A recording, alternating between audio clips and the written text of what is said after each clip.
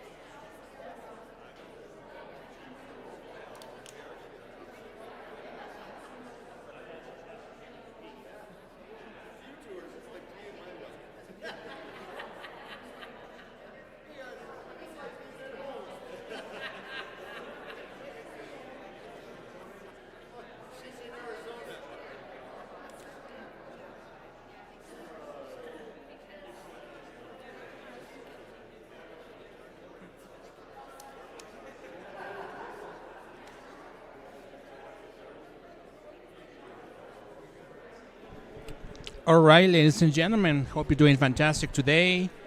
It's March the 5th, 2026. Currently in Strathmore here. So we have folks like, I think we have Chris Scott, Ben Trudeau, not related to blackface, and also Zane Novak. For my information is that these guys will be a little late until now. And also tomorrow will be in Stettler. LiveStream starts at 6 p.m. tomorrow. So feel free to subscribe and tune in. Oh. You ready? Okay. Okay. Okay, well, good evening again. This time we're actually going to get started. It might just be Ben and I, but with a little bit of luck, Zane will show up a little bit later, and we get to hear from him as well. So again, thank you for coming. The idea of these events is that we get people in a room and we talk about the future of the province specifically. I hope there's some people here who have opposition to the idea of an independent Alberta. I hope there's people here who have questions and concerns, because that's the whole point of this. We want to have these discussions with as many people across Alberta as we can in the next, up until October 19th, because on October 19th, it's going to be a very significant day for Alberta. We're going to be asked a question about the future of Alberta, about Alberta sovereignty, about Alberta independence. And because of that, I think that it's extremely important that we start to talk about these things and we get as much knowledge on the subject as we can so we can make a good decision on that day. Because let's face it, whatever the outcome of the October 19th referendum on Alberta sovereignty, it's going to change this province forever, right? Whether Alberta chooses to pursue sovereignty through independence or Alberta chooses to continue with the status quo, things are going to change from that day forward, and we're going to have to live with those consequences. Therefore, it is imperative, in my humble opinion, as an average Albertan business owner, father, burger flipper / waitress, although people say waiter, it's my opinion that there is nothing more important than having these discussions right now, because we want to make sure that we do the very best we can for the future of not just us, but our kids and our grandkids. So a couple housekeeping items. I'm sure you've noticed there is an exit over here and there's an exit over there. Should something happen that requires us to vacate the building, pick whichever door is closer. Please don't trample the elderly. Then someone's going to have to go back and pick them up, and it just takes longer if that happens. So we'll just keep calm and carry on out the doors at that point. Washrooms are back there. There's coffee at the table there.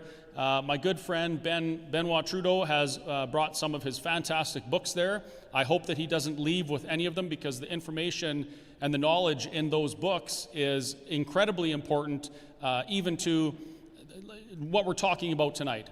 And what better way to open the conversation than have something like that on your coffee table when your friends come over and they're like, hey, what's that book about? Well, let me tell you. We've got some nice blue Alberta-themed merch over there. Yes, I am a capitalist. I'm guilty as charged. If there's something that you folks want to buy and I can buy a bunch of it and make some money, I will do it. Thank you for supporting. But the other part of that is I'm absolutely thrilled as I travel around the province and I start seeing those particular hoodies and hats and t-shirts all over the place. You wouldn't believe how many of those things we've sold. And people are willing to wear their opinion on their sleeve, as my friend Berta Proud Dad says, and they're doing it with things like, regarding the future of Alberta. So that's absolutely fantastic. It's great to see the sea of blue when we get together and meet for whatever purposes, including political ones. So our first speaker tonight is, actually before I do that, I got to mention something. I hate this part, but I got to do it. We do this all by the seat of our pants. We don't get funding from the United States. Trump doesn't pay us, none of that stuff. We don't have any Russian operatives that are funding this movement. This is all just out of my brain onto a piece of paper, out in front of a team of concerned Albertans, and this is what we do. It's not free. We do put up the cash to do these things, and we ask that if you feel so inclined that you would help us to cover those costs. So at some point throughout the evening, probably when you least expect it, when your wallet is already out, we're going to actually pass legit hats around, And if you can help support what we're doing here, we appreciate it. If you can't, that's absolutely fine. But on that note, the biggest thing you can do to support these initiatives and support our quest, our endeavor to get this information to as many Albertan towns as possible is share it. Share it on your social media, talk to your friends, tell them what we're doing, and encourage them to go, especially if they're opposed to an independent Alberta. Encourage them to come to one of these meetings so they can challenge me and challenge the other speakers and ask questions and discuss these things. That's the absolute best way to do this. So that happens with your support, and thank you very much in advance for that support. So without further ado, I would like to introduce my good friend Benoit Trudeau. I would not have met Ben had it not been for the government's ridiculous response to well, you know what happened. So I do consider it a blessing, all the things that we've had to go through with regards to watching our rights and freedoms be trampled, because we've made some very good friends along the way, and Ben has been a very good friend to me. So thank you very much, Ben. Thank you. And I'll turn it over to you. All right. Well, good evening. You will see with my accent that I'm not from here. Originally, I'm from Montreal. I'm from a quite political family, without being directly linked to the two other Trudeaus. We meet 13th generation back in 1647, so this is where our roots meet. But my dad has been very active in politics. He's a spin doctor, he's a PR guy, and he works for all the premiers of Quebec since the 60s, and most of the Prime Minister of Canada, including Justin Trudeau recently. I don't speak to him very much. That's why I live here, and he lives in Montreal. But what I have to speak to you tonight, or what I'd like to share tonight, it's my experience of growing in the independence environment in Quebec. Again, as I say, my dad was very involved. In 1976, when the Parti Québécois came in power, they filed in 12 white books, and these white books are visions for the province. So these 12 white books are still used today, almost 50 years later. They state vision for what Quebec wants to do with his language, of course, what Quebec wants to do with his parks, what Quebec wants to do with his economy, what Quebec wants to do. So, and 6 of these 12 books has been written by my dad at the time, so he was very involved in there, and he kind of enticed me. I spent my life in backroom politics meeting on weekends because my dad was a bit of a workaholic, so he would drag me in these meetings on Saturdays and Sunday afternoon,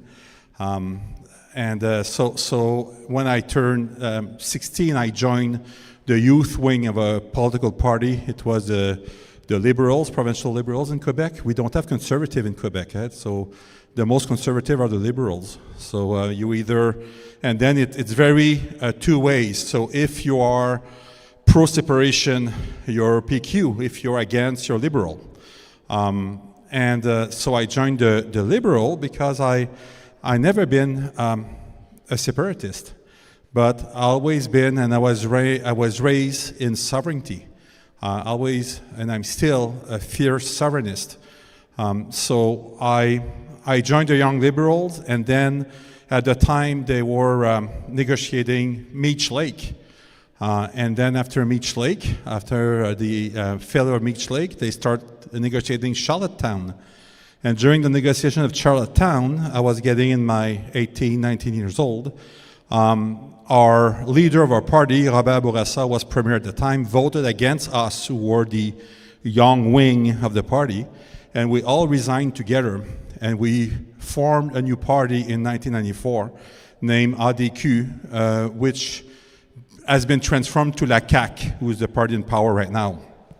So I was part of the foundation of the ADQ in 94, and in our election, I was candidate at that first round, and in our election, our leader, Mario Dumont, was elected in his riding, and we were elected with 7% of the votes across the province. which gave us the balance of power for the referendum. Because when they were polling everything, it was half and half, yes, no, with 7% not sure. And the 7% not sure was us. And that gives us a seat at the table with Parizeau and Bouchard, and that gives us the power to modify the question. In fact, the first time that question was ever on the computer, it was on my computer, because I type about the speed that people speak, so I was dragging all meetings to take notes, and so we carved out that question in June of 95. It was adopted by a party on June 12th, and the campaign started right away for a referendum on October 30th, 1995. The campaign was rough, and politics in Quebec is something else.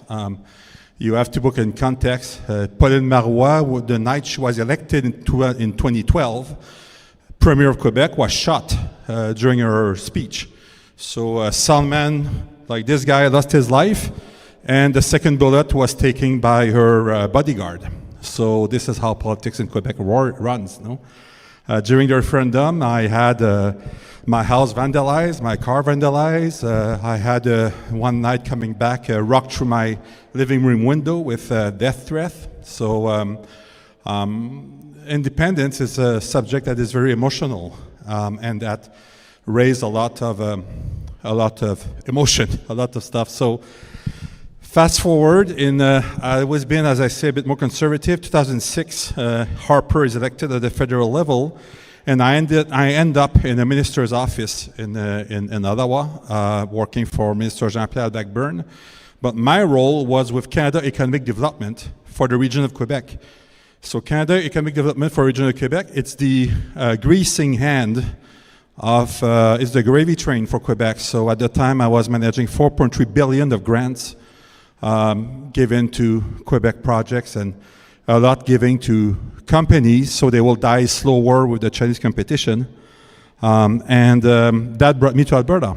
So the Prime Minister sent me on a mission to do some link with Quebec businesses in Alberta, and I came here the first time April 2nd, 2007, and I ended up moving here. And met my wife here. I got married. We have 4 kids, all born, of course, here. Hi, Sarah. And so I consider myself, despite my accent, a true Albertan. For sure, they won't fly my body back to Quebec when I die. And of course, my kids are all Albertans. My wife was born and raised in Edmonton. Her parents as well. So Dutch on one side, German on the other.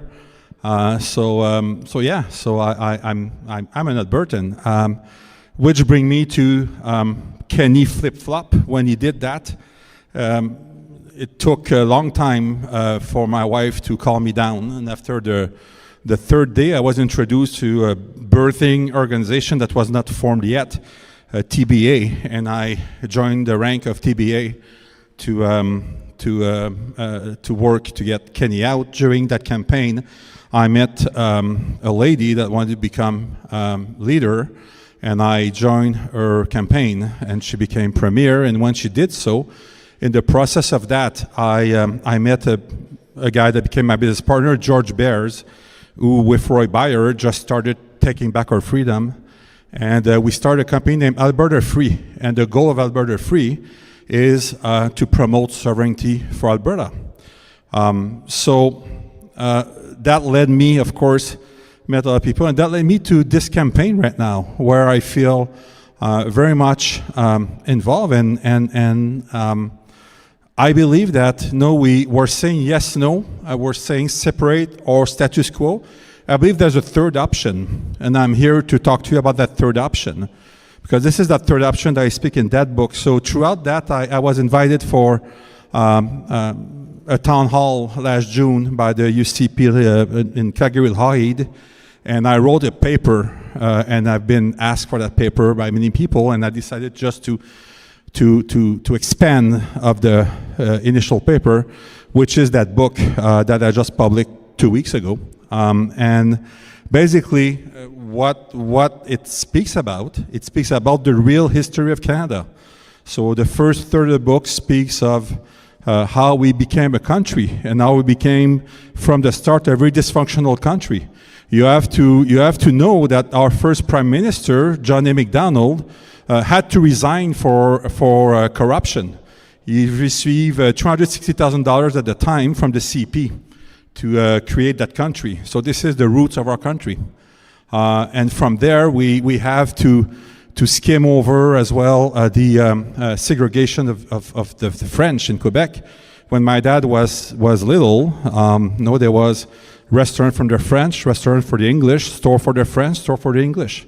And usually the store for the French were not very nice, and the restaurant either. So that's the context. And then the Feds have been not very kind with us, and the way they react to the independentist movement, starting by the sending 12,000 soldiers in Quebec in October 1970, and arresting 497 people that same night at 4 a.m., dragging people out of their house because they were on the list of the Liberal Party. So Trudeau at the time had 497 singers, poets, writers, people that spoke against him, people that arrested within 4 hours. And some of them, the guys spent the most time, spent 14 years in jail, 7 without a trial, and 10 were extradited to Cuba, to Fidel Castro, good friend of Trudeau. And when they came back in 1985, they were arrested at the airport for no reason. So that's how that government treat independence in this country. So we have to know that, because this is the fight we're in. We have to know that they will be cheating, tricky, violent, extreme, and maybe there's another way to do stuff. And this is what I present in the other last third of that book. I present what Quebec did since the loss of that referendum in 95 by 54,000 votes. By the way, there was more rejected ballot than votes separating the yes and no. They rejected 85,000 ballots, and there was 55,000 people, that the difference between the yes and the no, with a 94% participation of all the voters, is the highest participation rate ever saw in this country. And we believe that was stolen. That was a stolen vote. So what Quebec did after that, they said, okay, you want us to stay? We'll stay, but under our term. And they became the specialist of the Westminster system. They became the specialist to become sovereign under our Constitution. They show us the way. They demonstrate how it can be done. And even recently, the last move that I find quite cool that they've done, they basically, when King Charles came for the throne speech with Carney, what they've done at the same time as the king was giving his speech, they were at the ledge in Quebec City, and they all voted, unanimous vote, to kick the crown out of any regulation of Quebec. And not only did they vote, but as soon as they vote, somebody drive to give the king in hand that cease and desist for the crown from the Quebec government. So, and the last move, they put a for sale sign in front of the Lieutenant Governor house. And they told Ottawa, from now on, we're not paying for her anymore. So if you want a Lieutenant Governor, you'll pay for it. So, know what, Quebec, move first and ask for forgiveness never. So I believe that this is a position that we have to take. As I say, I'm not a separatist. I'm not a big fan of separation, because in 98 and 2000, the federal government locked the process in such a stringent and conditional law that they can drag us for years and years and years, even if the vote would be yes at 80%. They have 7 triggers that they can pull to prevent us for that separation. Do we have to be discouraged for that? No, and this is why I'm here tonight. I'm encouraging you to sign that petition and to get that question going, because it's super important. It's crucial for our future that that question may be asked. I believe that we will miss a tremendous opportunity if that question is not asked. It needs to be asked. But at the same time, I believe, like in my books, I write 3 scenarios. What happens even if the question is not asked? What happens if the question is asked is no? What happens if the question is asked and it's yes? And the 3 solutions are basically the same. So to boldly move towards making our province more sovereign, taking control of our future by asserting our right within the Constitution that we have the right to assert. And I realize, and that's why I wrote that book, I realize that most people don't know the real history of this country, how it went down east, out west, and as well, we don't really know what our Constitution enables us to do. I mean, Quebec, as we speak, have 57 offices around the world representing them. Quebec has a seat at the UN, not under Canada, under Quebec, at the UNESCO. So that the Constitution that we have, we can do so much. And we don't have to ask permission, we don't have to ask for a referendum, we don't have to ask for anything, but to have the courage to move. And sadly, the government that we have right now, and don't get me wrong, I'm a friend of Danielle Smith. No, I campaign for her, and I still support her. But in the role of premier, I believe that she's missing the mark, and mainly on boldness. I believe that she's appeasing a lot of the right wing by doing soft concession, but meanwhile, she's not doing the real thing. Like, you just look at the first law she passed, know that sovereign Alberta within a united Canada, which is just window dressing because we already have that right. So Bill 1, and then, so Bill 1, she said, she started barking at Ottawa, saying, if you block us, we will keep on doing stuff. So she's barking at Ottawa, and then Bill 2, she adds some conditions to get out of the Canadian pension plan, which is ridiculous. Like Bill 2 passed right after that, stipulate that now we need a referendum to get out of the Canada pension plan. Do you know that that was never a condition? It's a condition that was added by the UC government. And that, I find that very, very troubling, because you're barking to Ottawa, but at the same time, you tell Ottawa, don't worry, we'll leave you our money. So, okay, keep on barking, like it's so. And I see a lot of action or inaction like that one. And this is why I'm campaigning with Chris. This is why I'm campaigning with the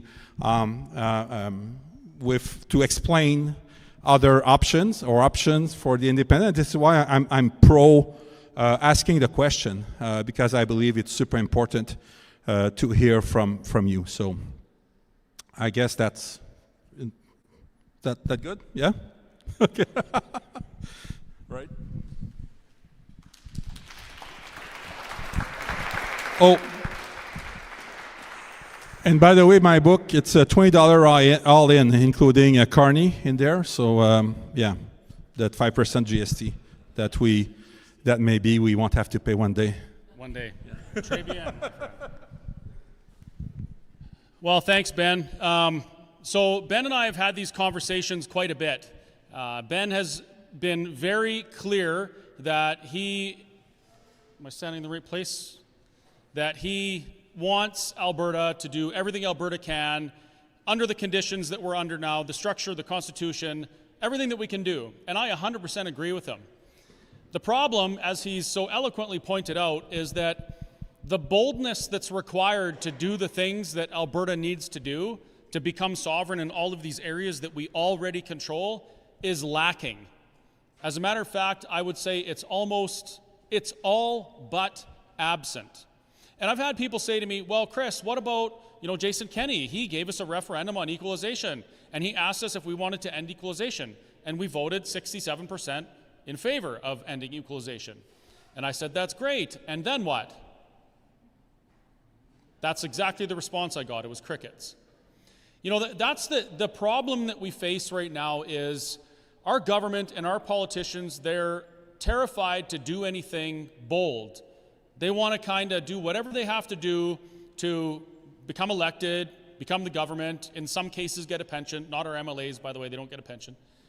And then they kind of they don't ruffle too many feathers. They certainly don't upset the bureaucracy that actually runs government. And they just float along trying to appease as many people as they can to make sure they get elected again. And to be honest, I don't think that's going to change. I really don't.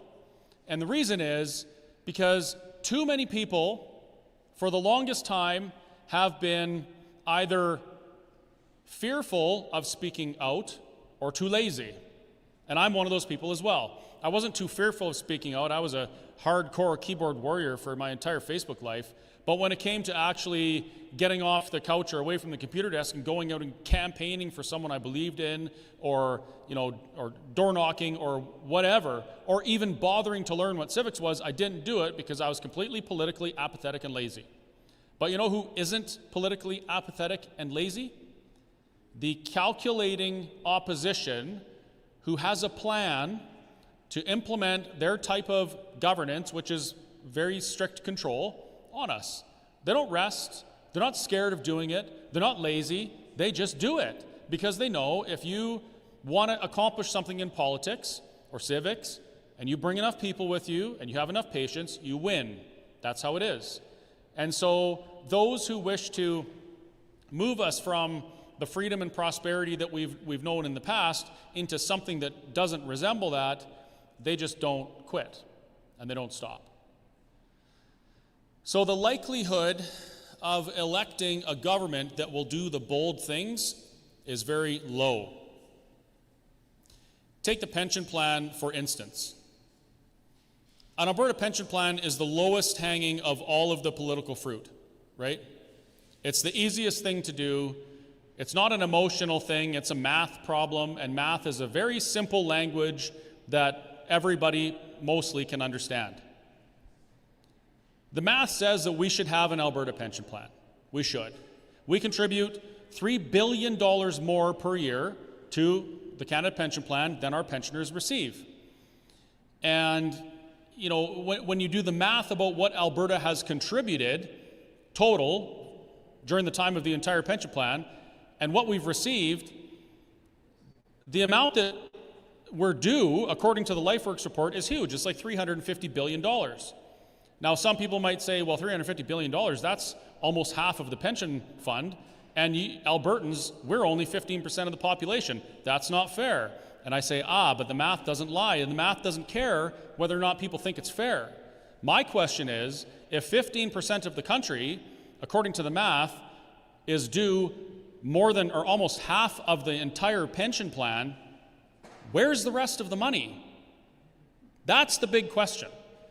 So the conversation around the pension plan is an easy one, and it should have been something that our Conservative government that we elected to specifically do these things did, but they didn't even do that. And I'm supportive of Danielle Smith and the government as a whole, but I will say, without apologizing, that I wish they were much, much bolder, and I wish they had just done some of these things that we elected them to do. But for whatever reason, it's not getting done. Maybe they realize it just can't be done because the bureaucracy and the status quo and those benefiting from the current structure and system are just too strong and too powerful. But they're not more powerful than you. And now, this province is going to go to the polls and ask a very significant question in October regarding the future. Do we want to stay in this situation where we can't get these things done, where we can't claim the sovereignty that even our own Constitution says we already own? Are we going to continue like that, or are we going to do something bold for the first time in Canadian history, actually? Canadian history has become much more interesting and relevant to me in the last few years than it was when I was learning what the textbooks teach us. I loved history in high school. Actually, I hated it up until I got bad marks and my parents they locked me in my room for 2 hours every day after school, and it didn't matter if I had homework. I was stuck in my room with my textbooks and I wasn't coming out for anything.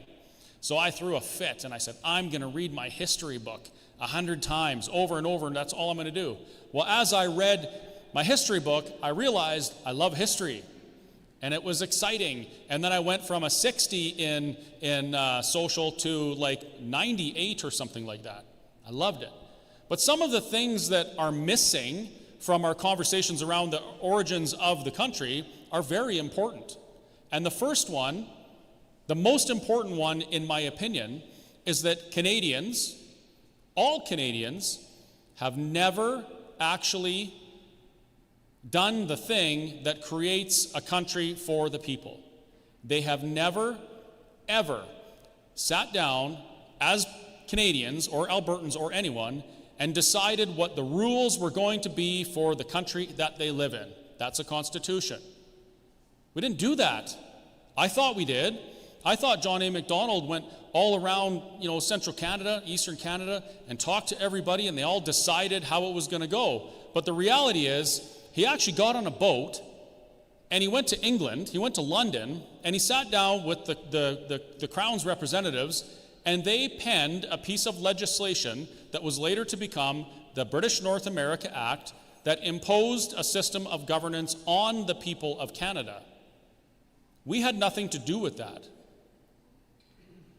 It had everything to do with the servitude and reward system of imperialistic England.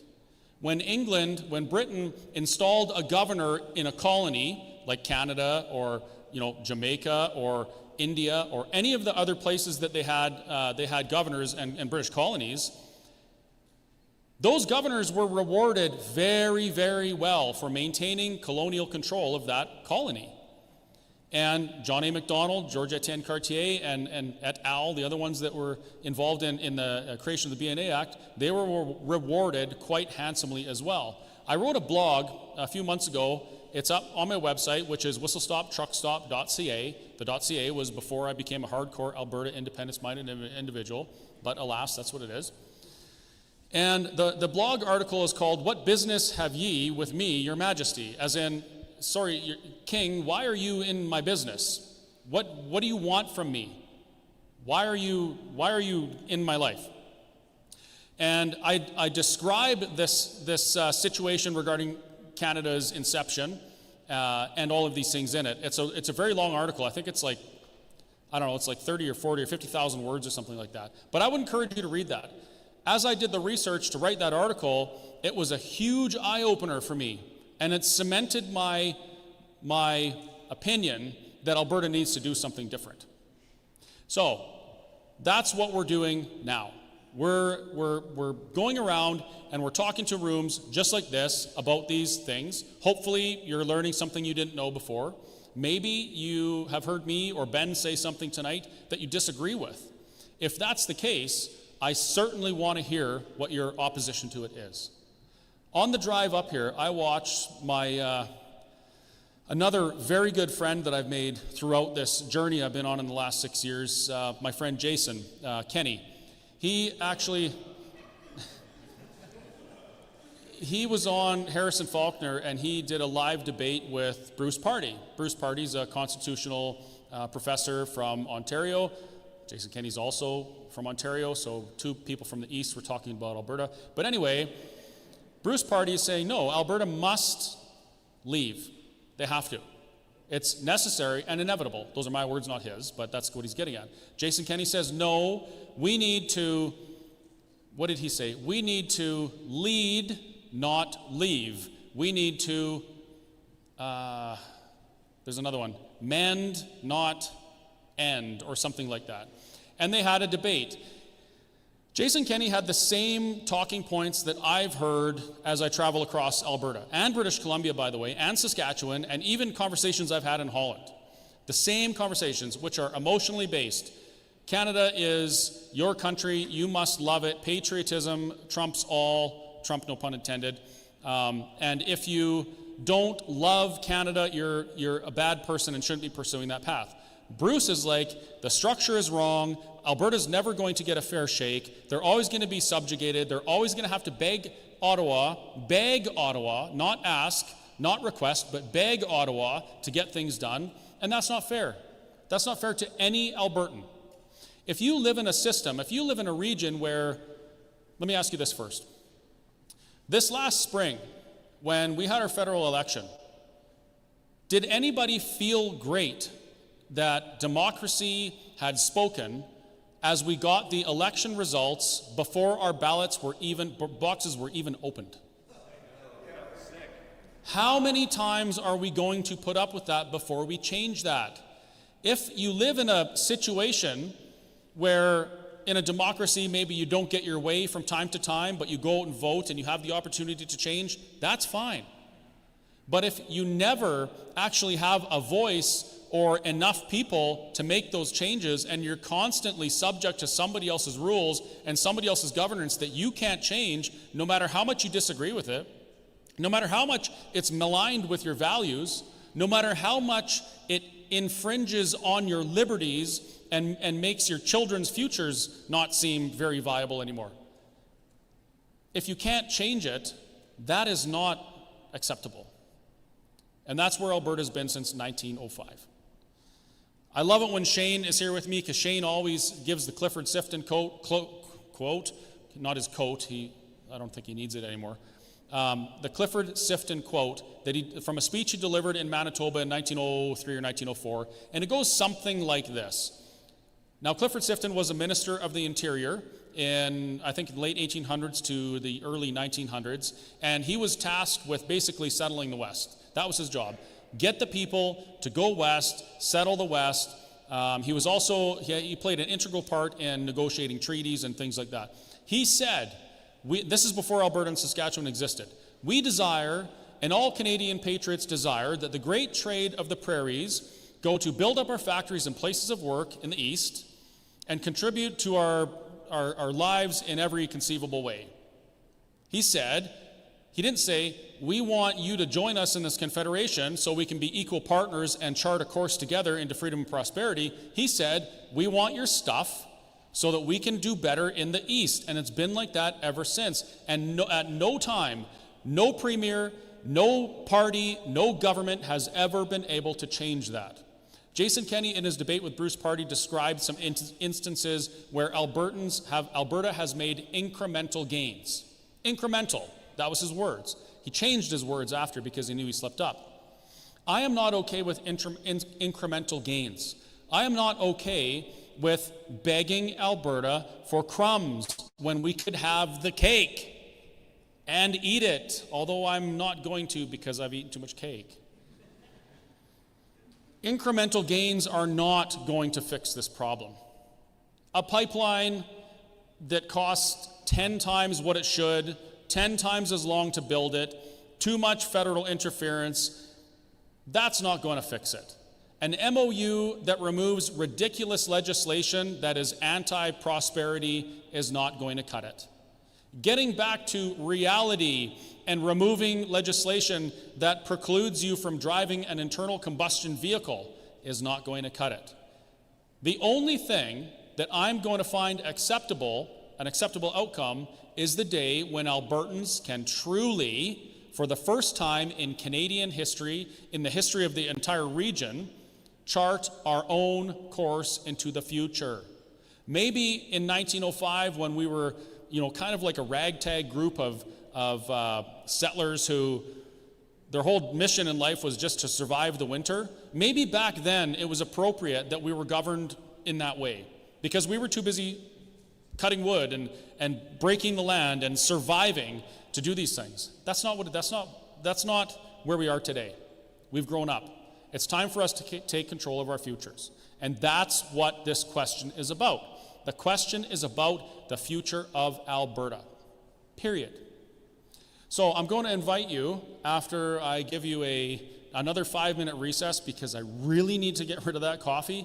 We're not going to take it with us, and I don't want to throw it in the garbage, but we're going to give you a 5-minute break, and then we're going to come back, and I need to hear your questions.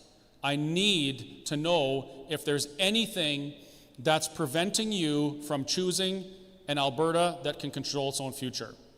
I want to hear those things.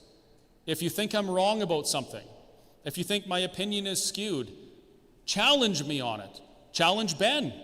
We love that kind of stuff, and that's how we're going to get the best possible outcomes. So think about the questions you want to ask. Be bold, be brave, don't hold back. Let me have it.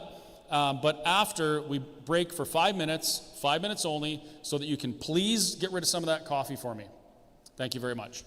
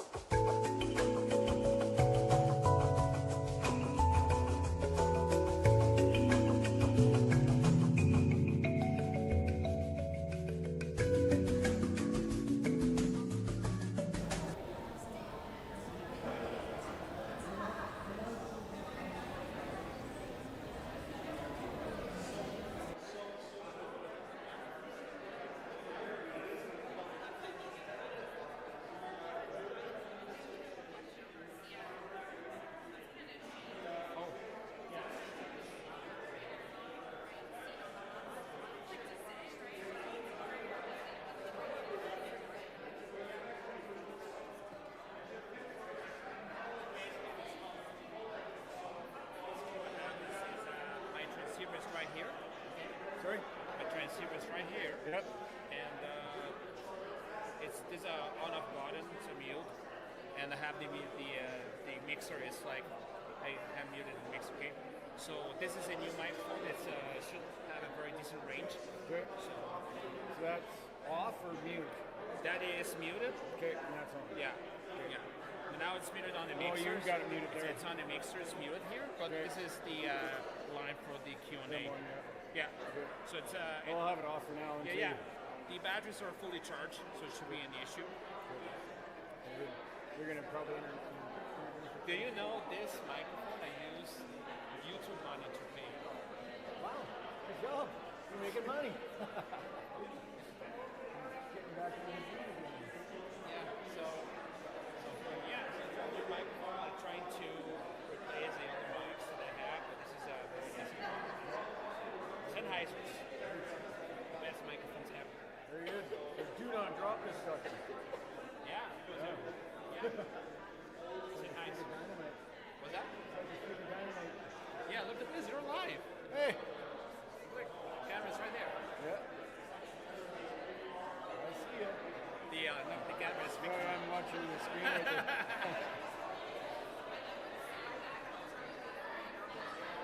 Yeah. I says, is this the Alberta Florida man? Yeah, show the camera. Yeah. Okay, folks, that was the longest 5 minutes I've ever done. So this is a 1 minute warning. He's gonna run the mic. He has the mic, so just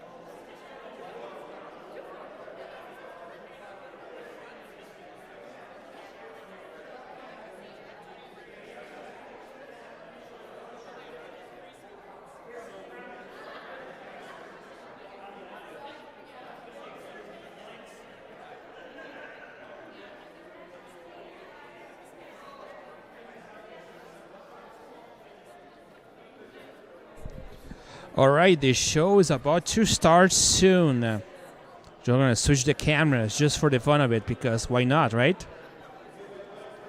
Main scene, number...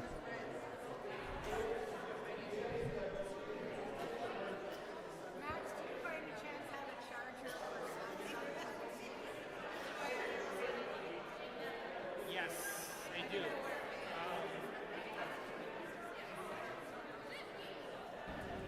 You ready?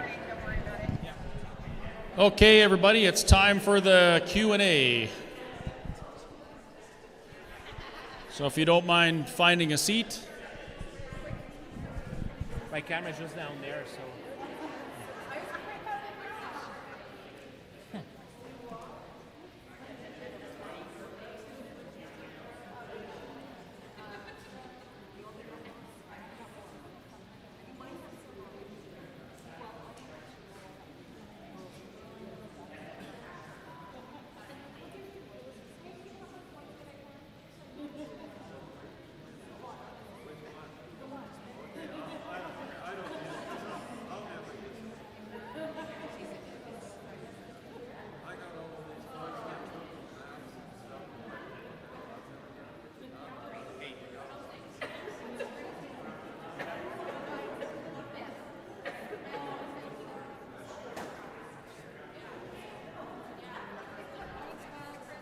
Do you know that I'm charging people's phones now?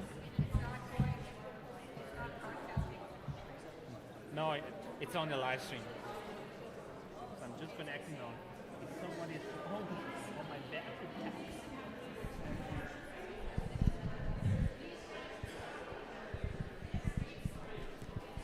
Okay, folks, so this is how we're going to do the Q&A portion. What we're going to ask you to do is, if you have a question, please just go to the back, and you're gonna line up with the most Albertan man in the world there. And I plead with you, plead with a P, questions only. Try and limit your questions to like 30 seconds, a minute max. If you have a statement that you want to make regarding whatever, we'll do that after. We'll stick around and have those individual conversations. But what I want to make sure that anyone that has a question, concern, challenge, whatever, that they have a chance to speak. So yeah, anyone who has a question, you can just make your way to the fella in the hat.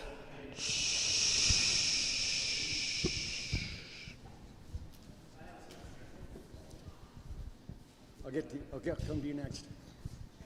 Hello.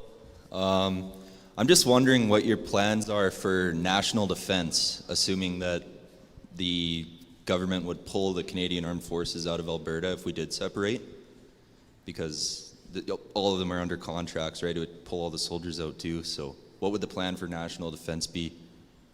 So that's an excellent question. The question is, what are we going to do for our military? What are we going to do for national defense? Before I start, I want to just let everybody know, full disclosure, these are my opinions, okay?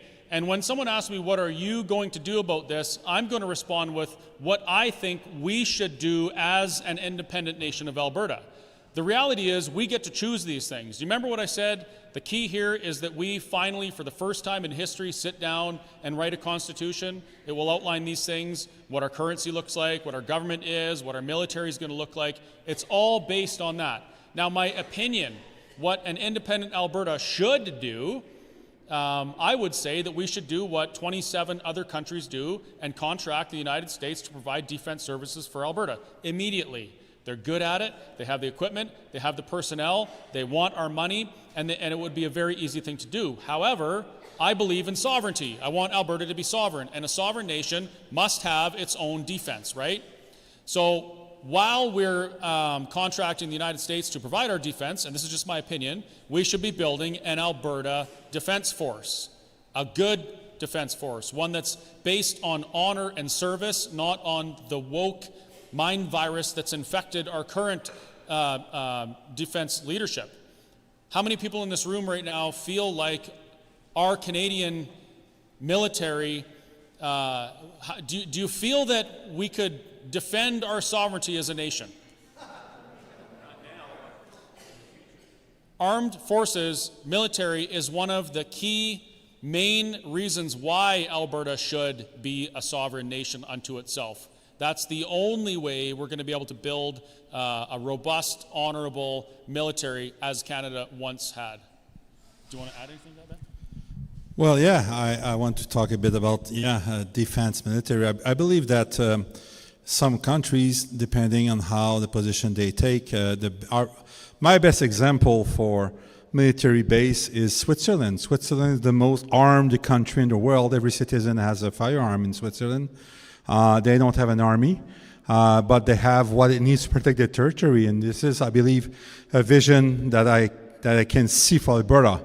I speak a bit in my book as well, to have armories across the province and to have, that's what they do as well in Switzerland. They have canton, which is regional stuff, and they do family gun days. So all the family come, shoot.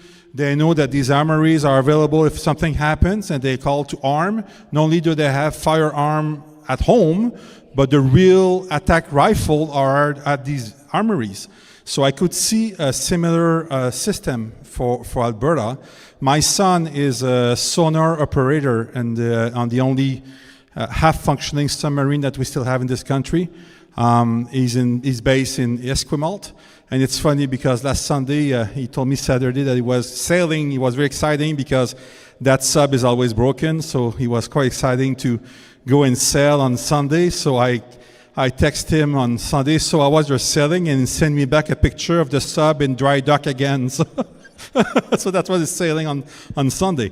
So I believe that we need to step out of that mindset of having a military to go to war. I mean, we're past the Blue Beret, and we're past the UN involvement of the 80s that make Canadians very proud of the peacekeepers operation. And we should concentrate on protecting our own territory with our own people, with a militia, with something that we can build by ourselves and without the American. That's my position. I just want to mention one more thing.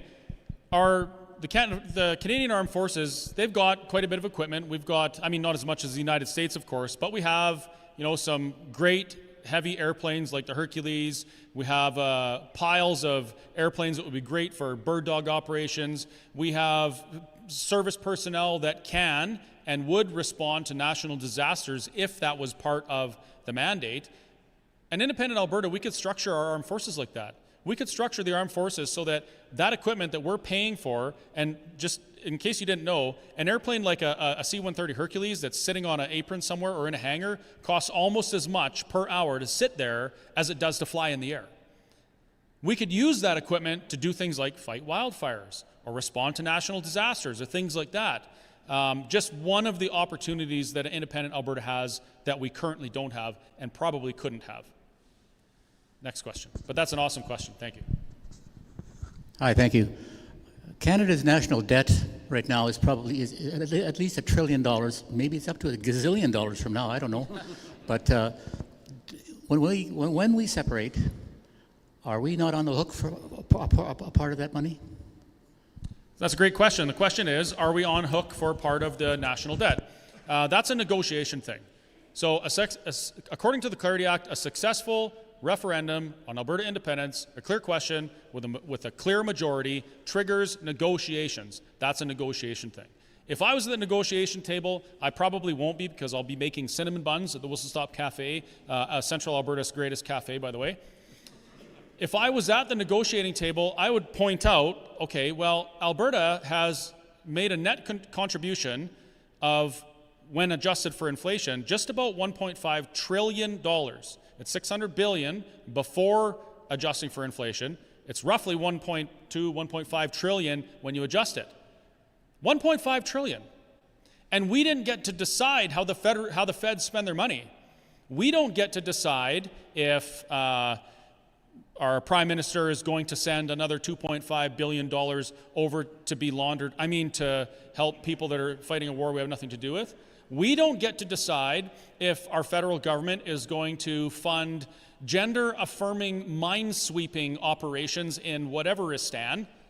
We don't decide those things. We never really got a say in how the money's being spent. We certainly didn't get a say when they doubled the money supply by printing it irresponsibly and cut the value of our dollar in half in a period of 12 years. So from my point of view, we've paid already. They can keep that debt. It's fine. And on this note, I just want to mention something about national parks. That's another question that comes up. What are we going to do about the national parks? I would say, well, we just trade our interest in all the other national parks as part of Confederation currently for the interest in the national parks that are on our soil and call it a day. But I got to point this out again. These are all negotiation things. And in the end, it's really up to you as Albertans to decide what you want this to look like.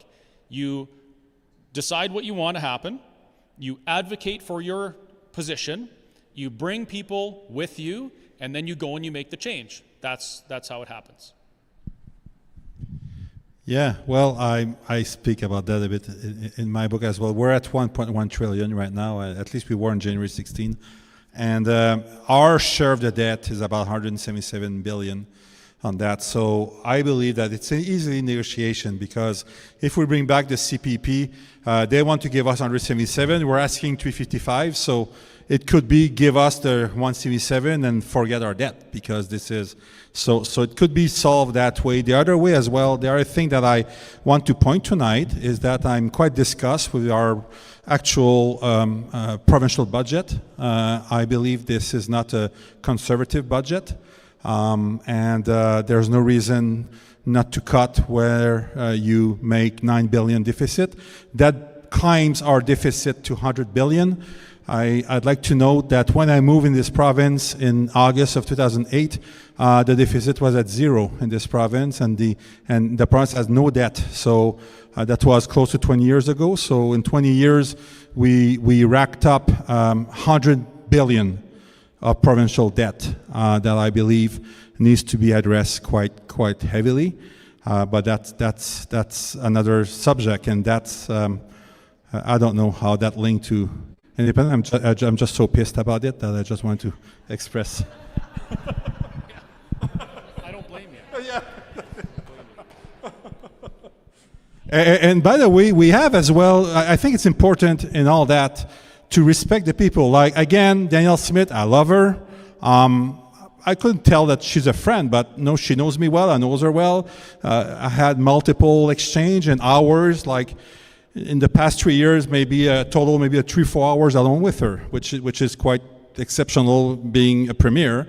And I love her, and I respect her. I believe she's a tremendous speaker, a tremendous communicator and all that. But I can assure you that the old Danielle Smith of 2014 with a budget like that from the government in power would rip off the head of the premier in place. So that's all. And we have to distinguish, we're allowed to criticize people that we love. I criticize my sons every day, to make them better. So just want to do a note. This is not an anti-Danielle Smith message. It's just like the fact. Like 9 billion, 4.5 billion next year, 3 billion, no line in seat of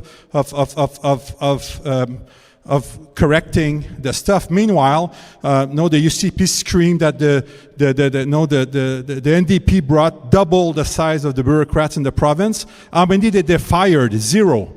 So I believe there's too much meat there. I was looking at figures, like I believe that the turnover of the bureaucrats is roughly 0%. That means that we pay them too much. No, if I have 0% turnover in my company, I'm paying my people too much. So anyway, so that's all I have to say. And there's a lot of meat. 9 billion can be. I think the payroll of the province on managerial stuff is 38 billion a year. I believe there's room to cut 9 million right there. I'm going to quickly point out, correct me if I'm wrong, but I had a quick peek at the budget, and it appears to me like half of our budget is public servant wages. Half. Yeah. That is a mind-blowing number. That is absolutely ludicrous. I would wager that we could probably cut 50% of the bureaucracy in this province. Yeah. That number's been tossed around before, and the bureaucrats will say, oh, no, if you do that, everything's going to fall apart. And let's see. They make our politicians, the ones that pay the price at the ballot box, feel like they can't be bold and do these things because they're terrified of the outcome. Right? So if we start advocating for these things and start putting some pressure, that would probably help a little bit. One more thing I want to point out. Alberta's running a $9.1 billion deficit this budget, and yet, when the federal government collects taxes on our behalf and then sends us back transfers, services and transfers, there is a $30 billion difference.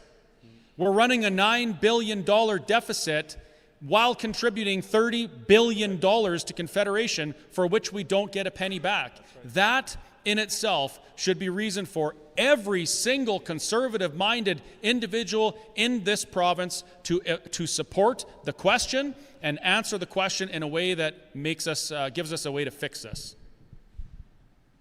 But again, I'm just a burger flipper. Taxpayer, yeah. Hey guys, thanks for coming out first of all tonight. It's a good thing that you guys are out here and spreading information and that. So thanks. Thank you.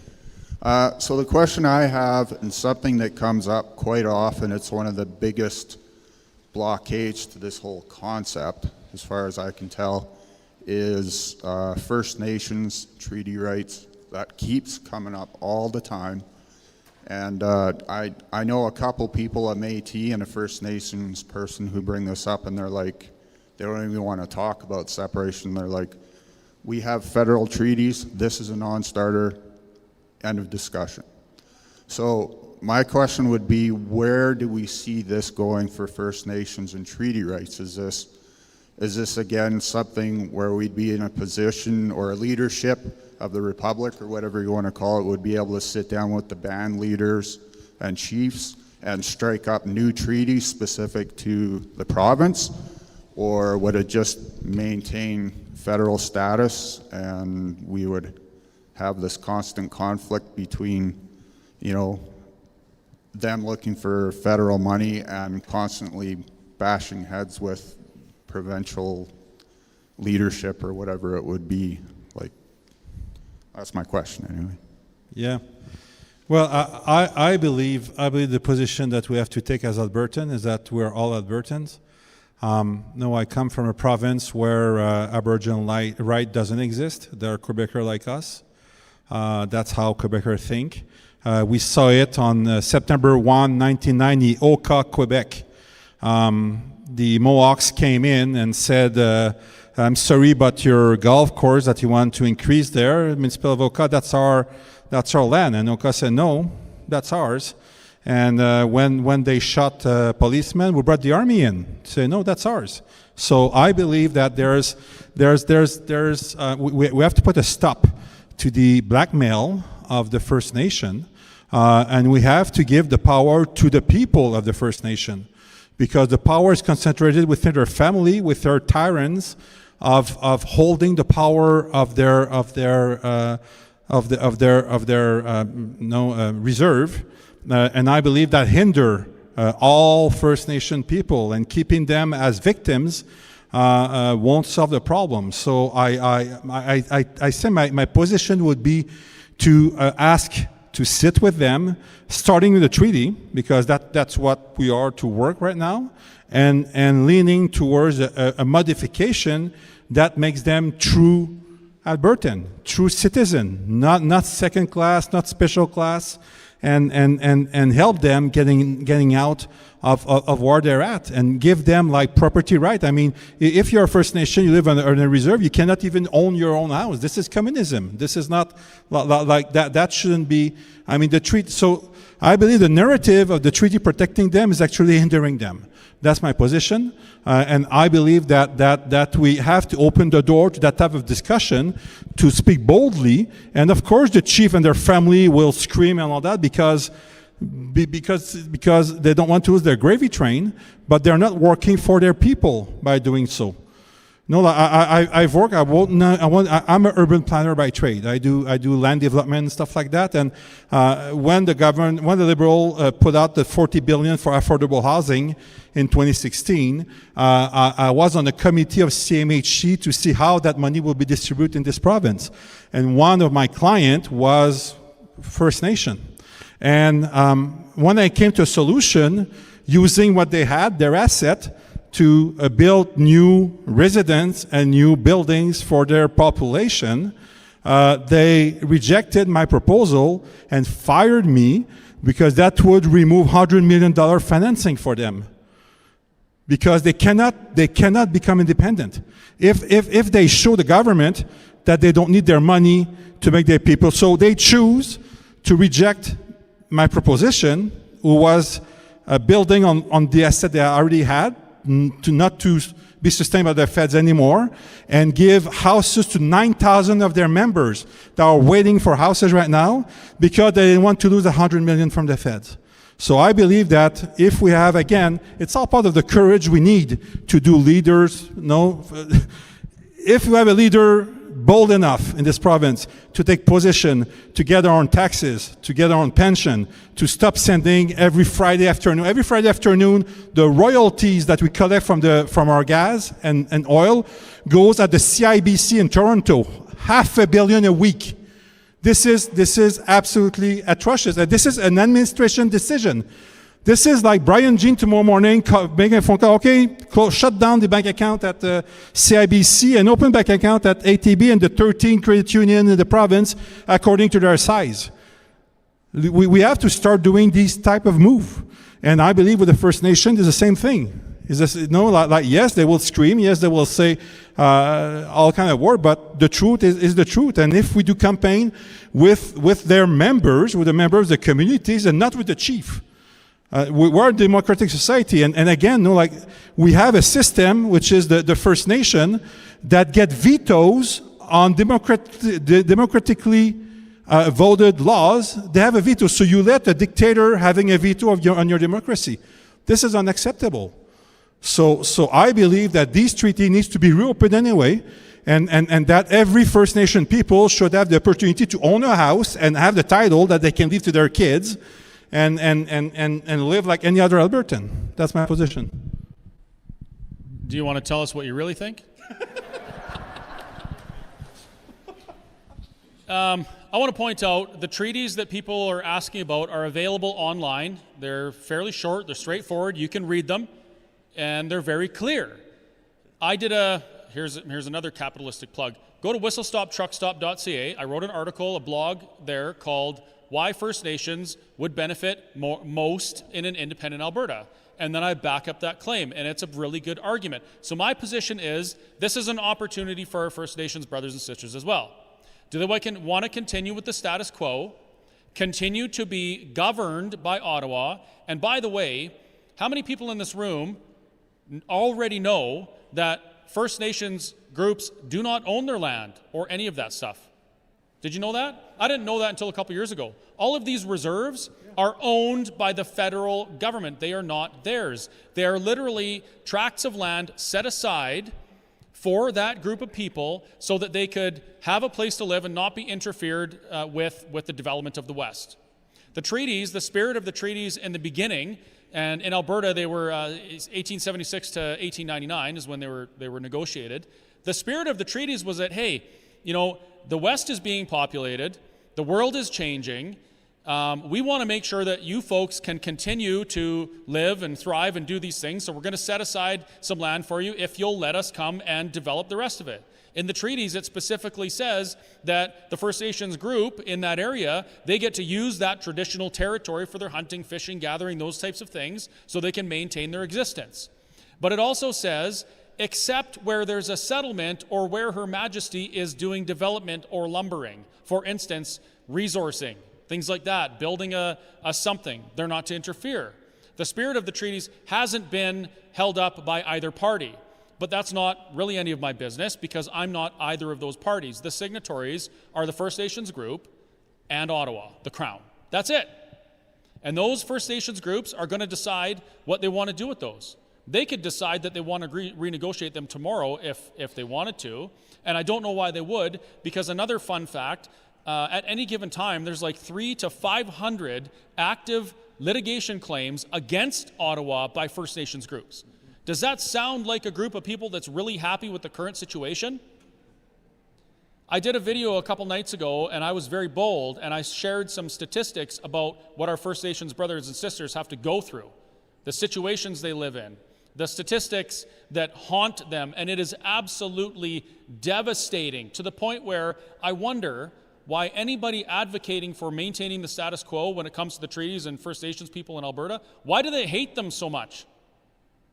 That's of all the people in Alberta. We're financially messed with by Ottawa. Our stuff is, our developments are put off and halted. We don't get a say in government, but you know what we don't do?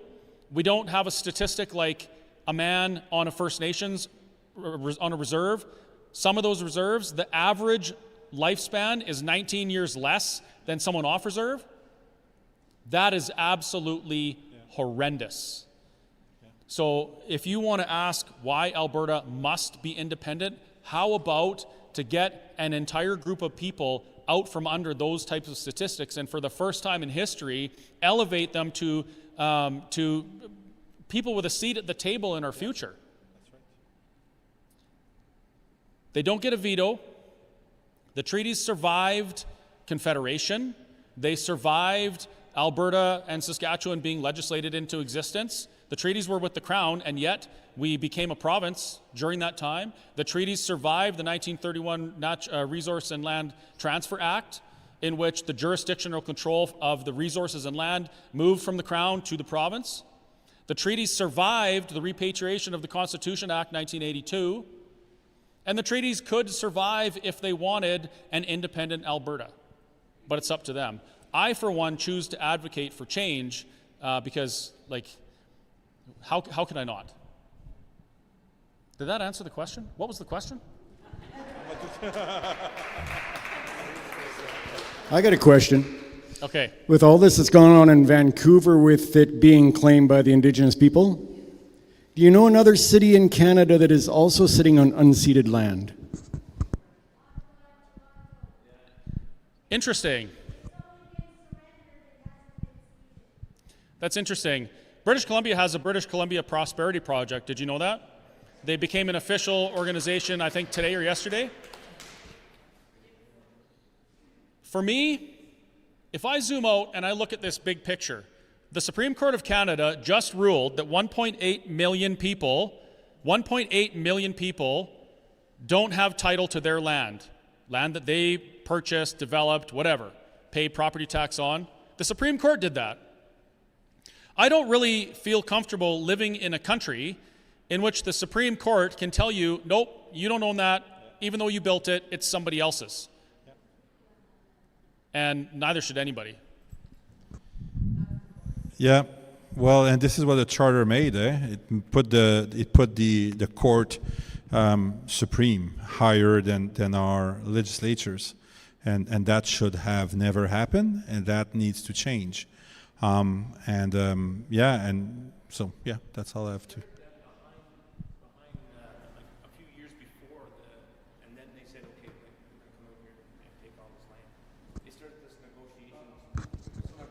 Sorry. They started this negotiation. Sorry, I'm a little tired. They started this Negotiation? Yes. Yeah. A few years back. And they didn't tell anyone. And they've been working on this, and now they come out with it now, and nobody can do anything about it because they didn't have their say back then. Well, but again, I'm tired of hearing that, oh, we can't do anything, Ottawa won't let us do it. And what are the consequences we don't? Like there's no consequence. So just don't do it. This is what Quebec does. Quebec, when Ottawa tell them to do something, they just don't do it. And then after a while, if Ottawa scream too loud, say, well, sue us. And then they sue us. And then when the Supreme Court vote against Quebec, what they do, they modify the 2 lines or the couple of commas that the Supreme Court vote again, and they put back the law in place. And say, okay, let's go for another round of 10 years. So it's all a question of attitude. I mean, we have to have that attitude of being sovereign, and our constitution is very, very strong on behalf of the province, for the province to be sovereign. It's for us just to take it. Yeah? So my question is with regards to Alberta being landlocked. And Chris, I had watched a podcast that you had probably a couple of weeks ago, and you were talking about if you were, or the UN has said that if a country is landlocked, that the surrounding countries can't hold that, so we could get our products to market. Now, is that something we would have to be then a member of the UN in order for that to be mandated, or can we not be a member of the UN for that to be mandated? Well, I just want to say something about being landlocked. Switzerland is landlocked, Czechoslovakia is landlocked, Austria is landlocked. And then the other thing that I speak in my book is that I believe that what we should do is annex Northwest Territory. I think it will be a historical correction because we were together anyway in 1904. And we should bring back, there's only 40,000 people living there. The federal pay $1.5 billion for them per year. And they're getting frustrated because they cannot develop anything. So I believe that if we annex Northwest Territory, that gives us access to tidewater in Tuktoyaktuk. We could do like a port there and then control the Northwest Passage. So that's what I expose as well. And this is what giving a vision. I believe the other thing that's missing right now in this campaign of separation is a vision. People know we need to cast a vision, and this is what Quebec has been very good at doing. So I forgot the question now. I'll let you answer the question. It was about Alberta being landlocked, right? Okay. The question was, would we have to be a member of the UN? Oh, would we have to be a member of the United Nations? No, that, Canada is a signatory to the United Nations Declaration of the Sea. They are the signatory. And the real question there, and Jason Kenney actually answered this in the debate that he had with Bruce Party, but he didn't mention this. The real question is enforcement. I mean, if Alberta says, hey, Canada, you got to let us go because you're a UN signatory, and the United Nations says that you can't stop landlocked nations from accessing tidewater, who's going to enforce that? So while it is true that Canada is a signatory and there is a United Nations international law that says they can't restrict our access to tidewater, there's much, much more to it. I want to point out, again, that word I used before, which is opportunity. Are we landlocked right now? Yes, we are. We are landlocked right now. We are part of a confederation. We're supposed to be unified, right, and working together to prosperity and freedom. How well has that worked? How successful has Alberta been in advocating for our interests in building pipelines and those types of things in the last 20 years?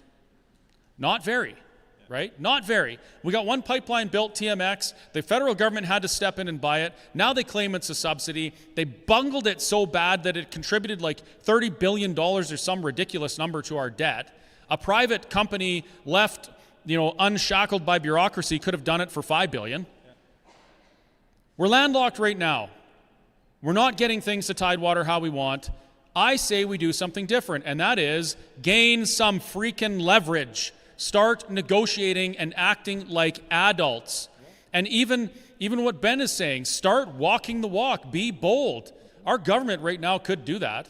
They could probably strong-arm negotiations in getting some of this trade done, but they don't do it, which means we have to carry the torch, and we have to figure out a way to do it. So in independent Alberta, we would gain immediately negotiating leverage. There's this, Jason Kenney did a fantastic job fear-mongering and painting a doom and gloom scenario. The day after Alberta becomes independent, it's going to be chaos. Investment's going to flee. Your house is going to be worth nothing. You're going to be landlocked. You're not going to be able to move your stuff. And I would argue every one of those points would be exactly the opposite. No, it's not going to be easy. But let me ask you this. Has it been easy in Canada in the last 25, 30 years? How much investment has fled Alberta throughout what's been done by the federal government and our provincial government with the NDP? If you're in the oil patch or the energy industry, you know how much equipment and personnel went south over the last 20 years. Our energy industry has been absolutely decimated. Investment is gone. In Canada, the biggest energy company in Canada is a United States company now. Yeah. Investment is fleeing because of federal policy that's creating uncertainty around investment. The very uncertainty Jason Kenney et al. Claim is going to happen if Alberta becomes independent.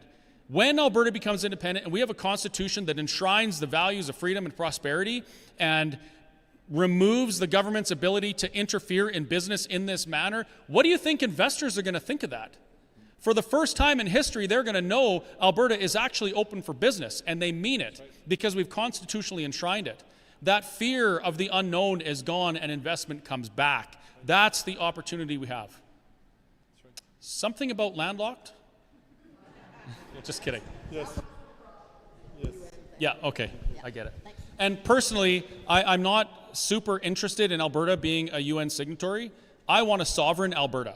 Yeah. Sovereign. That means that we don't do other people's bidding. That means that we don't sign on to the UN and the WEF and the WHO that hands our politicians rules and policies that we don't vote on. As a matter of fact, we should constitutionally enshrine protections against that so that it is illegal for politicians to do that. Sorry. Thank you both for being here. It's interesting listening to the sovereign, because I thought I was completely against it. I'm all for independence.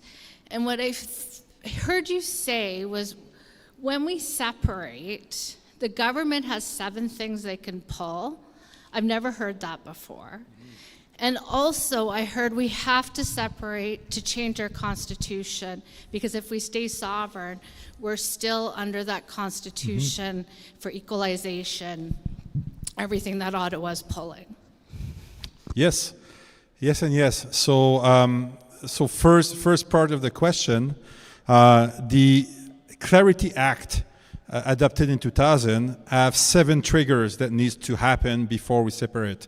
So first, point number 1, they will analyze the vote and consider if the majority is high enough first. Secondly, if the majority is high enough, they will look who voted, and they might decide to cancel it because First Nation didn't participate, or the LGBTQ Association of Edmonton didn't, so they can modulate, saying, well, because you left aside in the answer, it was all rural Alberta and whatever. Then the third step of that is that it has to be acknowledged and voted at the Common in Ottawa, okay, by a majority.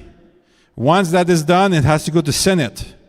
Once that is done, it has to go to the Governor General for royal assent, and the Crown can decide, no, I don't want to split my kingdom, because our king is King Charles. And we live in a monarchy. We have to remember that. We are a democratic monarchy. So the ultimate power in this country is King Charles III. So if King Charles decide that, no, it's not enough, we don't. This is where it stops. So there are 7 steps to get there. And it's been designed specifically for Quebec to prevent any secession.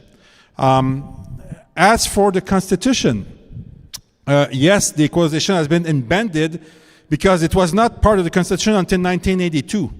But in 1982, it became part of the Constitution. Equalization was created in 1957. And from 1957 to 1982, it was just a legislation. It became embedded in the Constitution in 1982. And the other thing that happened in 1982 that makes our Constitution unchangeable is the 750 condition. So basically, to change the Constitution, you need 7 provinces representing at least 50% of the population of Canada. And again, that has been embedded specifically to prevent any change on that Constitution, because we know it cannot happen. Because we agreed to put on the same level a province like PEI with 130,000 people, the size of Red Deer, more Senate than we have and more power than we have. So PEI can decide not to agree, and there we go. We cannot. So that Constitution, when Trudeau brought it with the help of Peckford, it's Brian Peckford that pushed to get it there. So if we are where we are, Brian Peckford is largely responsible of that.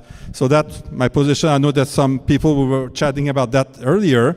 No, in his old age, maybe he got a bit repentant or whatever, but he's the culprit of doing that. He made a deal with Jean Chrétien in the kitchen, sent back René Lévesque at his hotel, convoke all the other premier, and even Lockheed, he lobbied against Lockheed because Lockheed, I have difficulties with that name with my French accent. Peter Lockheed? Yep. Okay, so Lockheed wanted to be embedded in the charter property protection, and that was removed from the charter. And by the way, before the charter, we had all of these rights.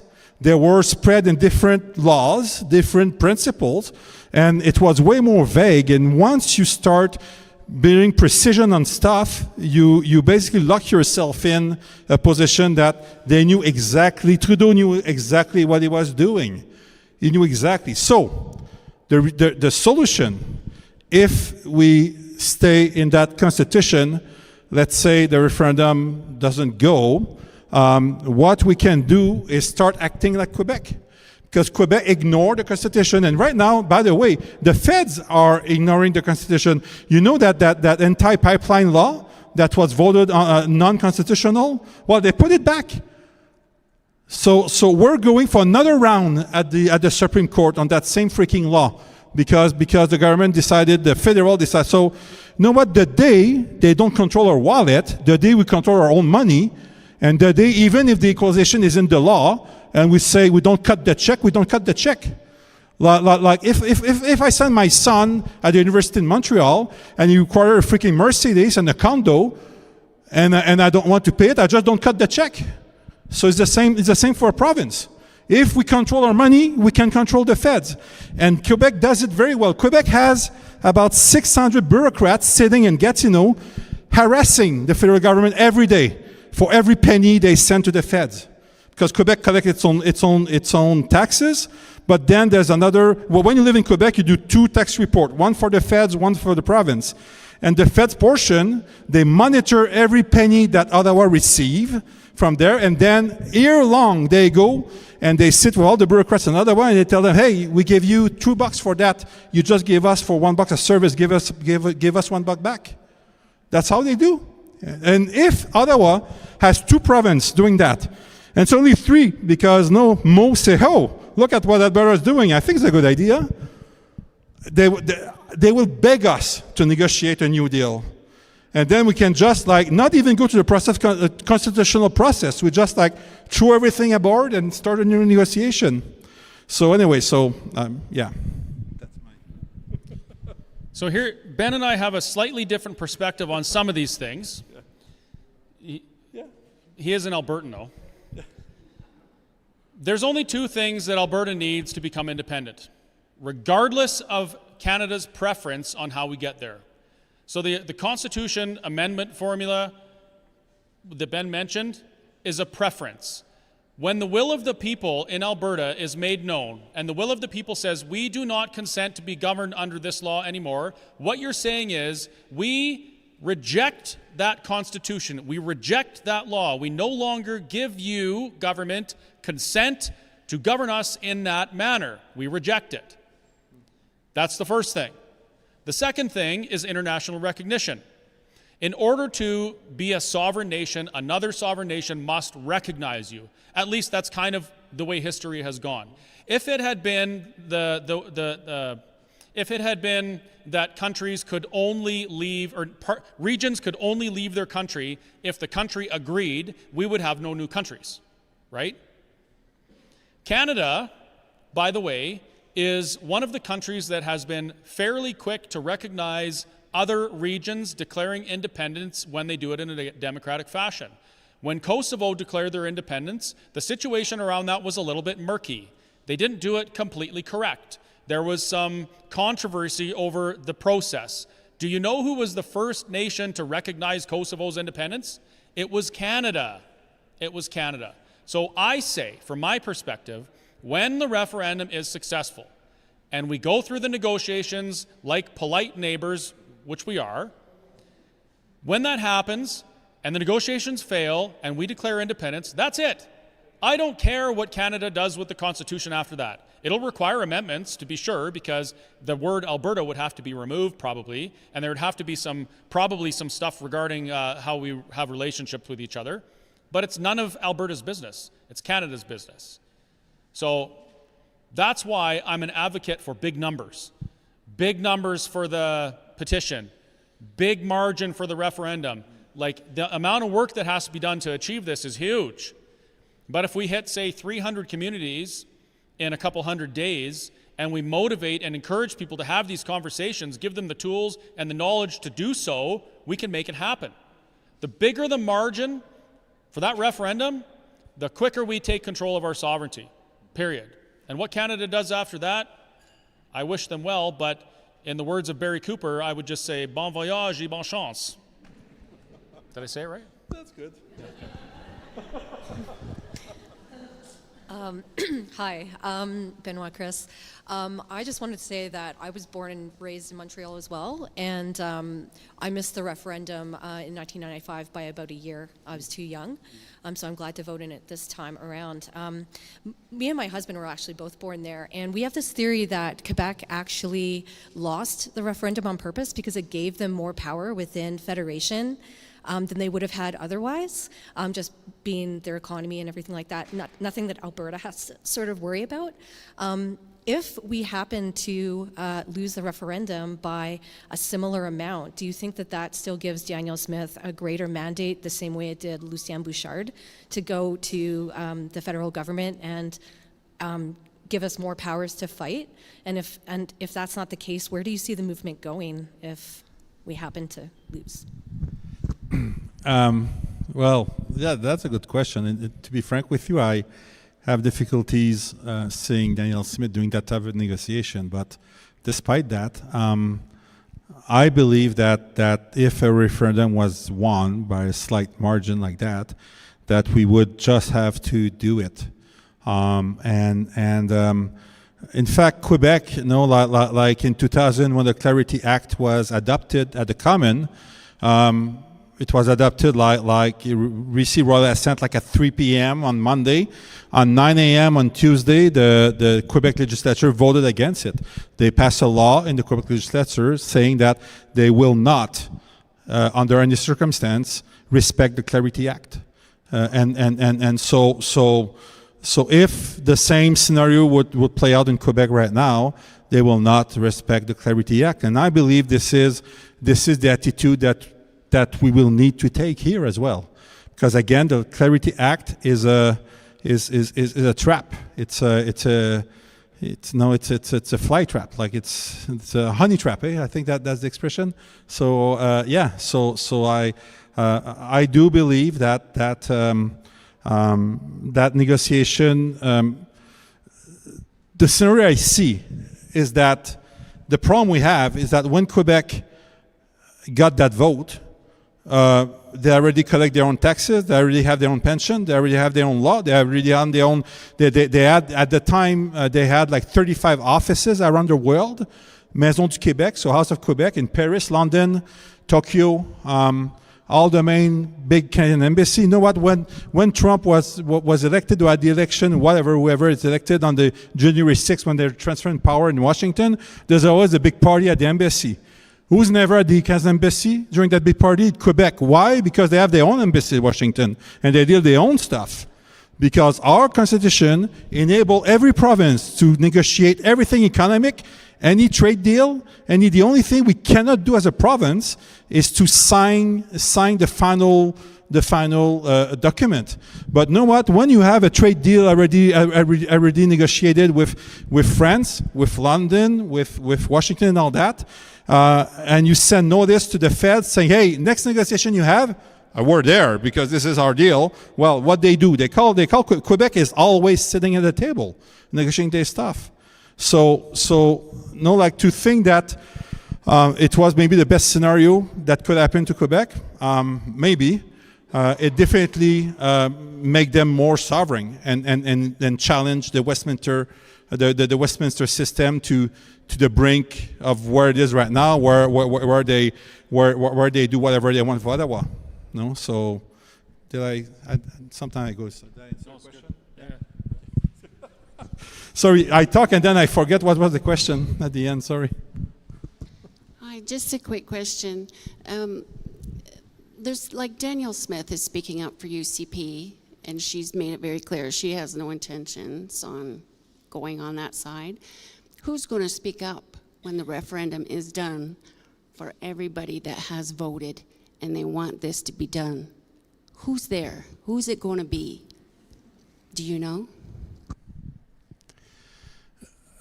I'll let you answer after. Well, I know. What have we seen about Danielle Smith over the last couple of years? I'll tell you what I've seen. Not always what I want. It's not always the outcome I want, but she is very consistent in that she respects the will of the people. Very consistent. The independence movement has had some friction with Danielle Smith because they feel like she should just get ahead of this right now. And I was one of those people until I really set my feelings aside and started looking at the facts. And the facts are Danielle was elected on a campaign of Alberta sovereignty within a united Canada, right? That was her mandate. Nothing has changed since then. Since then, we've become very vocal. The movement has certainly grown. It's estimated that up to 75% of the United Conservative Party are independence-minded Albertans. At the AGM this year, it was made very, very clear by the membership that we are mostly Alberta sovereigntists, for sure. If you don't believe me, go watch the videos. It's pretty cool. However, she has not been given a mandate by Alberta to pursue independence yet. This initiative is part of building that mandate. What do we do when we want political change? We advocate for our position, we bring people to our cause, we bring more than the other guys, and we win. So when we do this, and when we build that mandate and the will of the people is clear, I believe 100% that Danielle will get in front of that because she's been clear that that's what she'll do. And it might not be exactly what she wants, but she's said the will of the people. So when you ask who's going to get in front of it, I think there's a lot of politicians, current politicians, Smith included, that when the will of the people speaks and the majority, the margin is large, they will get in front of it. Because if they don't, then how will they stay? I've seen a Q&A that was on the internet that Dr. Modry was at, and that question came up. And he said he believed that Danielle will do what needs to be done and she will follow the will of the people. Yeah, I share that. I don't know, but we can hope. I don't know. Well, the other thing I can say as well, for her, to her credit as well, is that in the past year she modified twice the law pertaining to referendum in the province in favor of what is happening right now. So she did demonstrate that she's working at least to hear what Albertans have to say. So yeah, I can. Hi there. Ben, don't be afraid. You know I love you, but I got a couple of hard questions for you. You know that I love you, but I think we need to fully separate. So a couple of my hard questions. You know I'm a journalist by trade, and we've had and you know that I promoted the Premier with my group through social media, and you know exactly what happened to me, that I was clamped down, and so was my team throughout that, and I'm still being clamped down today. Right as we speak, I'm blocked from posting on anything until the 11th. We've got Bill C-9. I'm a Bible-believing Christian, and if you've taken a look at some of the stuff they're doing, what they've hidden in that bill is an action that anyone that's a vehicle for religious promotion, or whatever you want to call it, holding a Bible, whatever, which would be me, can be terminated, harmed. Even it's a subtle way of bringing the death penalty in. So we got some pretty scary laws that are being put out by Carnage, and I really would like to know how you think that we are going to avoid that. And my second question is, you just mentioned that Quebec did not sign that constitution. Yeah. And that Quebec actually said that they wouldn't have anything to do with the Clarity Act. Ben, you know as well as I do that every province in Canada had to sign that thing for it to be legal. So we don't really have to abide by that Clarity Act, do we? That's right. That's my stuff. And by the way, Quebec didn't sign. It's clear in they never signed. As for and by the way, I respect. And I really encourage separatists, because they bring a conversation that needs to happen. That's why I'm a good friend with Chris, and we have to get a way as well of that unified voice. I mean, we need to be unified on sovereignty and on what we need to do for the province. On the way to get there, I believe that it's okay to have different opinion. No, there are some Christians that are pre-trib, mid-trib, post-trib. We're still having church together. No, so so on that point, I believe that we can ignore the Constitution and see what Ottawa will do, like Quebec does. As for Bill C-9 particularly, I believe it's a demonstration again of the divergence of this country and why it's not working. I mean, let Quebec be as woke and socialist and communist as they want. I don't care. We're 4,000 kilometers away. But don't come and set up stuff here. But again, with laws like C-9, we know with our Constitution presently that the administration of justice is provincial. So we could decide, the same way as with the gun grab or other stuff, we could decide not to apply certain law in this province, or to do like Wilson Raybould did before she left office and sign documents directing judges across the country to always accept lawsuits from First Nation. This is disgusting. No, we paid $70 billion to them just in lawsuit settlement in the past 10 years. So we have the power as a province.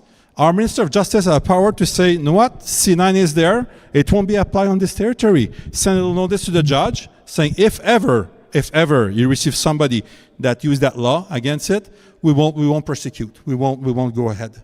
So, and Quebec does it regularly, by the way. Quebec, by the way, has their own civil code. So Quebec has the Napoleon Code for the civil code. So they don't even follow the common law for every civil lawsuit. They have a code for that, which took from Napoleon 1806, that they still apply in Quebec. So we have the right to modulate, transform, and adapt our judicial system within the Constitution the way we want. I just have one other follow-up comment. The only way we're going to get this is if Danielle Smith is Premier again. The UCP must win. And I know you helped me with my group before, which I'm starting up again. I've been asked to do that again. So if we don't have if we get Nenshi, we're screwed. Basically, this is going to stop dead in its tracks. Yeah. And so no matter what anyone feels about what the UCP under Danielle Smith has accomplished, and I am fully aware of some of the challenges that she has, we absolutely must get her elected again. And I headed up a team of 300 people, as Ben knows, because he helped, that were spreading social media across Canada. I'm a former CBC reporter, slightly right of Attila the Hun right now, but I do need people for that team because I dismantled it.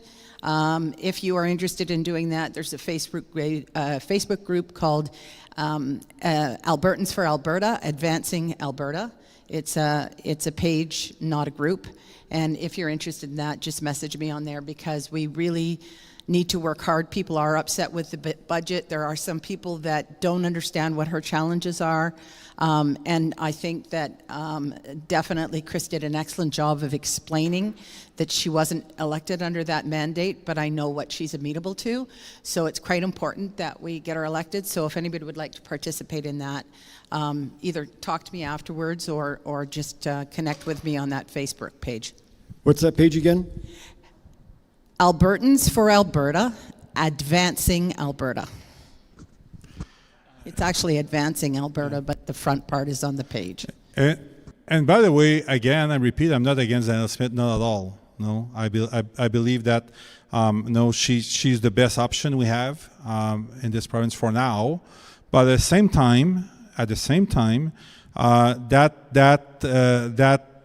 doesn't mean that we know what.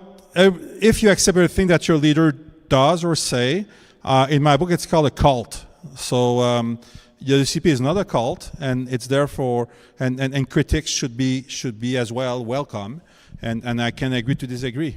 So yeah. I definitely agree with what you say about the pension plan for sure.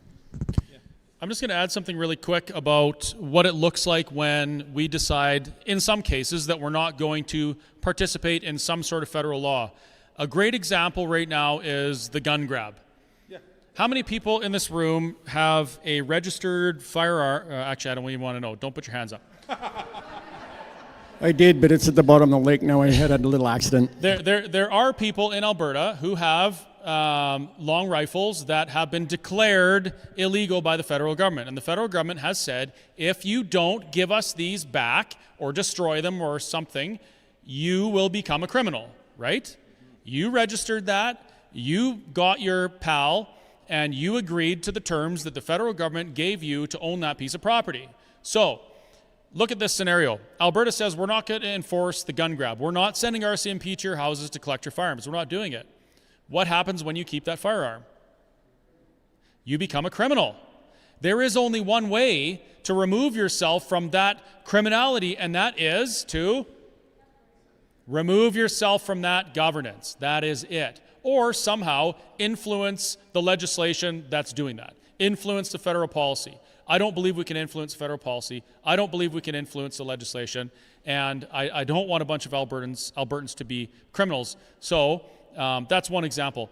Other examples are totally different, but this is one in particular that could turn a law-abiding Albertan into a criminal overnight. And then you're fine in Alberta until you go somewhere else, and then you might have some trouble, right?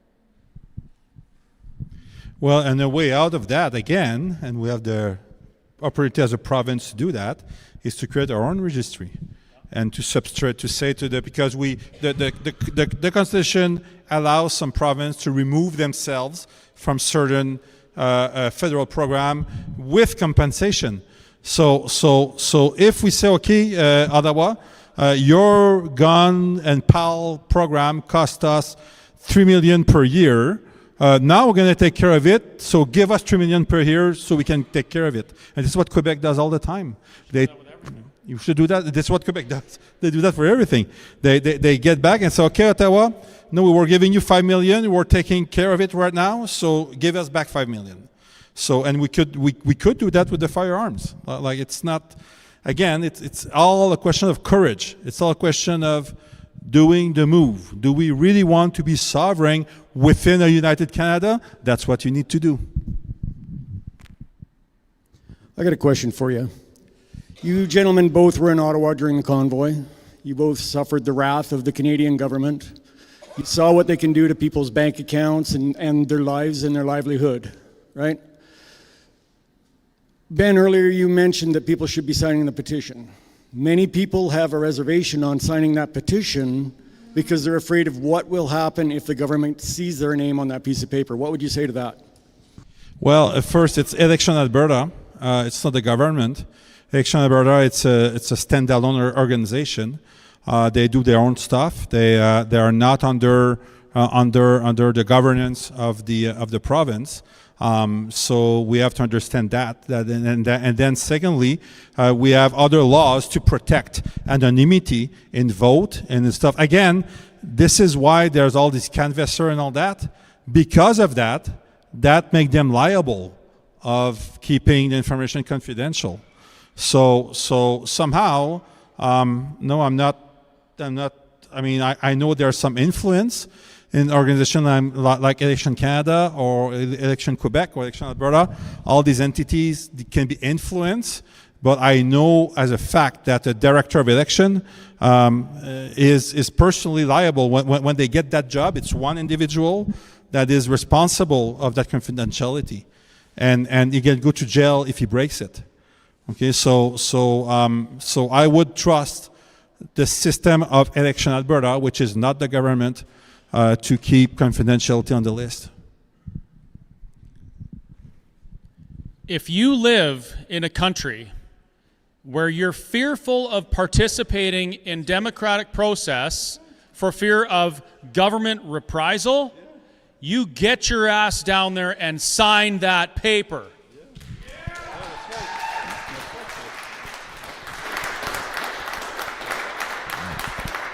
That comment right there, the fear that Albertans have that their government is going to persecute and prosecute them for participating in democracy, is one major strong argument for pro-Alberta sovereignty, for sure. Yeah. And speaking of banking, we do have our banks under provincial jurisdiction. Sadly, the main one, which is owned by the government, is as woke as all the other, by choice of the government not to get involved. But I mean, the last word on ATB is the Minister of Finance. He's the boss. And if he says to ATB, you change your board and you don't do that, they have to obey. And they don't do it because in the 80s there was a scandal that came on that prevent even today an MLA to have an account at ATB, which is absolutely ridiculous. It's Alberta Treasurer Branch. This is our treasure. So we should just clean up shop and bring real conservative value. So the day somebody from Ottawa asks to seize bank account, they do not do that because ATB has a record, by the way, in Canada of the number of bank accounts seized, which is absolutely despicable.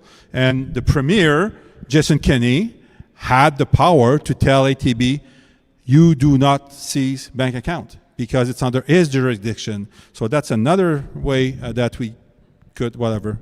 This is how I love the guy. Is that it for questions?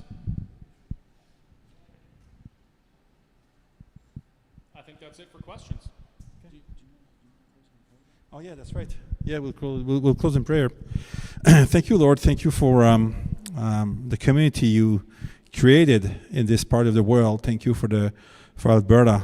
Thank you for the values, strong Christian values that you embedded in our laws and in our behavior. Thank you to preserve it, and thank you to help those who believe in you to believe in truth all the way, and to get involved and have a word to say and sign the petition, and just like Lord, just help them having the courage to change things in what they can. And bless these people who are there tonight. Bless their families and their return home. Protect us on the road. In the name of Jesus I pray. Amen.